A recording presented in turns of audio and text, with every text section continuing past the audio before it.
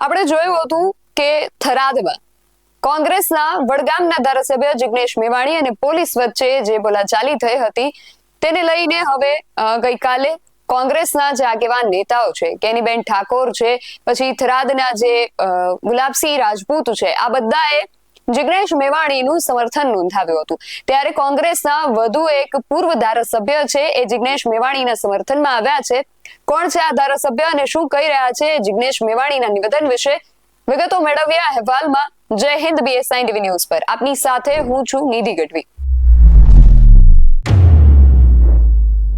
જિગ્નેશ મેવાણીનું જે નિવેદન છે તેને લઈને ગુજરાતભરમાં વિરોધ અને સમર્થન બધું જ જોવા મળી રહ્યું છે। કોંગ્રેસના જે અગ્રણી નેતાઓ છે એ જિગ્નેશ મેવાણીનું જે આ નિવેદન છે તેને સમર્થન આપી રહ્યા છે, જ્યારે આમ આદમી પાર્ટીના પણ ઘણા એવા નેતાઓ છે જે જિગ્નેશ મેવાણીની જે વાત છે કે ગુજરાતભરમાં દારૂ અને ડ્રગ્સનું જે ચલણ છે, જે વેચાણ છે એ વધી ગયું છે તેને સમર્થન આપી રહ્યા છે। ગઈકાલે આપણે જોયું હતું કે કેનીબેન ઠાકોર અને ગુલાબસિંહ રાજપૂત સહિતના જે થરાદના આગેવાન નેતાઓ છે તેમણે જિગ્નેશ મેવાણીના સમર્થનમાં એક રેલી પણ કાઢી હતી અને પત્રકાર પરિષદ પણ યોજી હતી અને એમાં ઘણા બધા આક્ષેપો પણ કર્યા હતા।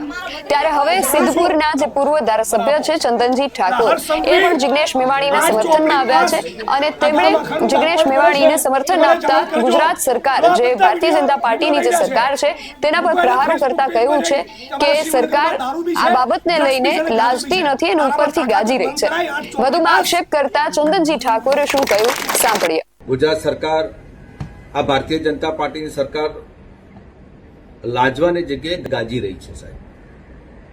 અમારી જન આક્રોશ રેલી ઢીમાથી નીકળી અને થરાદ મુકામે પહોંચી ત્યારે શિવનગરમાં ખૂબ મોટી સંખ્યામાં લેડીઝ લોકોએ અમારું સ્વાગત કર્યું। અમારા અમિતભાઈ ચાવડા, ગુજરાત પ્રદેશ કોંગ્રેસ સમિતિના પ્રમુખ જિગ્નેશભાઈ મેવાણી, તુષારભાઈ ચૌધરી સાહેબનું પણ ખૂબ મોટા પ્રમાણમાં સ્વાગત કર્યું અને સ્વાગતમાં એ લોકોનો એક જ સૂર હતો કે તમારી જે જન આક્રોશ રેલી લઈને નીકળ્યા છો એમાં સાહેબ એક મુદ્દો દારૂનો હોય તો શિવનગરમાં વધારે પડતો દારૂ વેચાય છે, પોલીસ હપ્તા લઈને દારૂ કરાવે છે। અમારા નાની ઉંમરમાં અમારી દીકરીઓ પણ વિધવા થઈ છે, દીકરાઓ પણ આજે તડપી તડપીને મરી રહ્યા છે। સમગ્ર ગુજરાતમાં આ દશા છે, આ પરિસ્થિતિ છે। ગુજરાતની સરકાર જાણતી નથી કે ગુજરાતમાં દારૂ વેચાય છે, ગુજરાતની સરકાર જાણતી નથી કે આ દારૂના હપ્તા ક્યાં જાય છે, ગુજરાતની સરકાર જાણતી નથી કે યુવાન બેઘર બની રહ્યો છે, આજે ડ્રગ્સના રવાડે ચડી રહ્યો છે। આજે કંડલા સ્પોટ ઉપરથી આજે કેટલા કરોડોનું ડ્રગ્સ પકડાય, આ તો પકડાયું છે, આ પકડાયેલા ડ્રગ્સની વાત છે।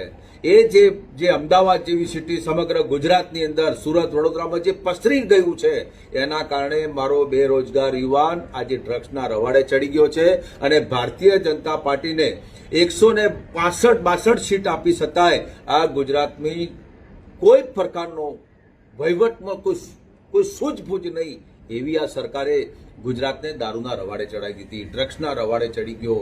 આજે યુવાધન બરબાદ થઈ ગયું, બેરોજગારને રોજગારી નહીં, ખેડૂત આત્મહત્યા કરે, તમામ પ્રકારથી આ ભારતીય જનતા પાર્ટી નિષ્ફળ નીવડી છે।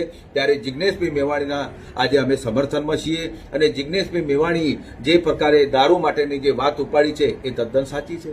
દારૂ મળે છે, દારૂ વેચાય છે, પોલીસ હપ્તા લે છે, ગુજરાતમાં અનેક જગ્યાએ પોલીસ જ દારૂ પકડે છે, દારૂ પરવેશે છે એ હકીકત છે। તો પછી તમે દારૂના અડ્ડા કેમ બંધ કરાવતા નથી? ગુજરાતમાં શેના માટે તમે દારૂ વેચવા દો છો? ક્યાંક તમારી તિજોરીઓ ખાલી થઈ જાય એના માટે તમે દારૂ વેચવા દો છો? તમારી તિજોરી ખાલી થઈ જાય એના માટે યુવાધનને તમે બરબાદ કરી રહ્યા છો। એક તો તમે રોજગારી આપતા નથી, આઉટસોર્સિંગના નામે તમે લોકોને છેતર્યા, કોઈ પ્રકારની તમારી જોડે કોઈ સૂઝબૂઝની એવી વ્યવસ્થાઓ મને દૂર દૂર સુધી દેખાતી નથી।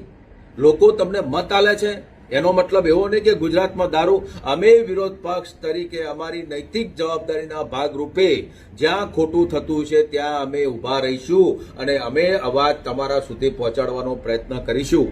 અમે ગુજરાતને ખોટા બરબાદીના રસ્તે જવા નહીં દઈએ, ગુજરાતને અમે ખોટી રીતે હેરાન થવા નહીં દઈએ। ગુજરાતના 18 આલમની પ્રજાને અમે સાથે છીએ। આજે તમે દરેકના ઘેર જો યુવાન છોકરો દારૂના લવાડે ચડી ગયો છે સાહેબ, એના બાપને આજે વેદના થતી છે, એની માને વેદના થતી છે કે મારો દીકરો આજે કઈ દિશામાં જઈ રહ્યો છે। એટલા માટે જિજ્ઞેશભાઈ મેવાણીના અમે સમર્થનમાં છીએ અને જિજ્ઞેશભાઈ મેવાણી આવવાવાળા સમયમાં જે કંઈ કરવાનું થશે અમે એની સાથે છીએ. અને ગુજરાત ક્યારેય આવું નહોતું, ગુજરાત આવું અમે નહીં બનવા દઈએ. એટલા માટે અમારી જન આક્રોશ રેલીના જે ભાગરૂપે અમે જે રેલી કાઢી છે, સમગ્ર અવાજ બનશું, ગુજરાતનો અવાજ બનશું અને આવવાવાળા સમયમાં ભારતીય જનતા પાર્ટીનો અવાજ જે લોકોને છેતરવા માટે જે ઘેર ઘેર એ લોકો જે પસરી રહ્યા છે એને રોકવાનું કામ કોંગ્રેસ પાર્ટી કરશે. તો ચંદનજી ઠાકોરનું કહેવું છે કે અમે જિગ્નેશ મેવાણીની વાતનું સમર્થન કરી રહ્યા છીએ અને ગુજરાતની અંદર જ્યાં પણ દારૂ અને ડ્રગ્સના જે પણ અડ્ડાઓ ચાલી રહ્યા છે ત્યાં અમે આગળ કાર્યવાહી કરીશું અને અમારી જે આ લડત છે એને હવે આગામી દિવસોમાં વધુ આક્રમકતા સાથે લડીશું. ચંદનજી ઠાકોરનું આ નિવેદન અને જિગ્નેશ મેવાણીનો આજે મુદ્દો ચાલી રહ્યો છે તેને લઈને તમારું શું માનવું છે અમને કમેન્ટ કરીને ચોક્કસથી જણાવજો. આવા જ વધુ અહેવાલો સાથે મળતા રહીશું. તમે મારી YouTube ચેનલને સબસ્ક્રાઇબ કરવાનું અને અમને Facebook અને Instagram પર ફોલો કરવાનું ભૂલશો નહીં. બાકી અવનવી અપડેટ્સ માટે આપ જોતા રહો PSI TV ન્યૂઝ. નમસ્કાર.